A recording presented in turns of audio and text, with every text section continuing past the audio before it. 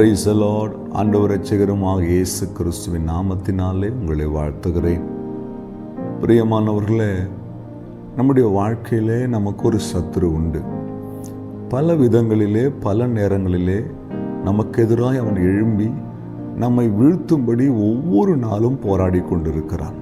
ஆனால் கர்த்தருடைய கரமோ நம்மை இதுவரைக்கும் நடத்தி வருகிறது. இங்கு சங்கீதக்காரன் தைரியமாய் ஒரு வார்த்தை சொல்லுகிறதை பார்க்கிறோம். 27ஆம் சங்கீதம்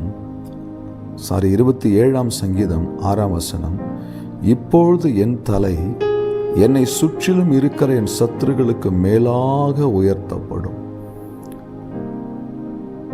ஒரு விசுவாசம் நிறைந்த ஒரு கன்ஃபெஷனை இங்கு பார்க்கிறோம்.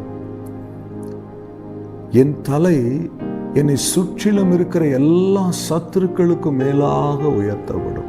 என் அன்பு தெய்வ பிள்ளைகளே, உங்கள் வாழ்க்கையில் அப்படிப்பட்ட சத்துருக்களுடைய போராட்டங்களோடு வாழ்ந்து கொண்டிருக்கிறீங்களா?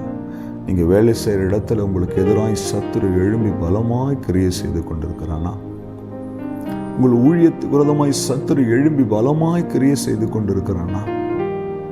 உங்கள் பிள்ளைகளுக்கு விரோதமாய் சத்துரு எழும்பி பலமாய் கிரியை செய்து கொண்டிருக்கிறானா?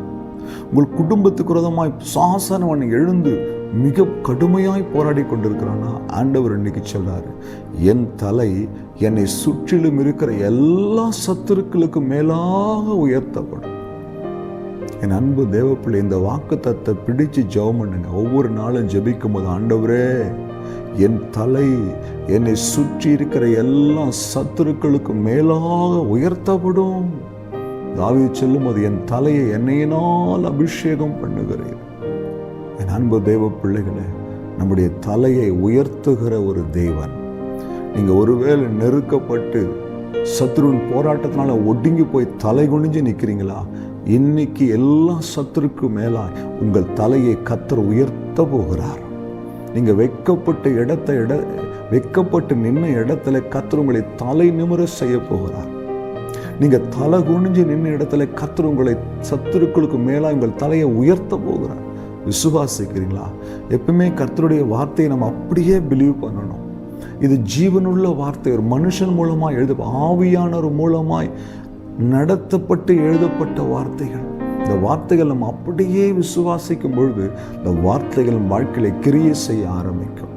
இன்னைக்கு ஜெபம் பண்ணுங்க, என் தலை என் சத்துருக்களுக்கு மேலாக உயர்த்தப்படும்.